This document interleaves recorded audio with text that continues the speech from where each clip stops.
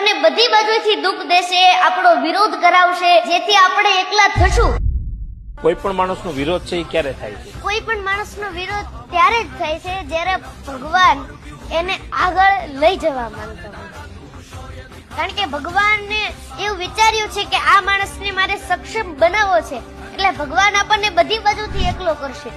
ભગવાન આપણને બધી બાજુથી દુઃખ દેશે, આપણો વિરોધ કરાવશે, જેથી આપણે એકલા થશું.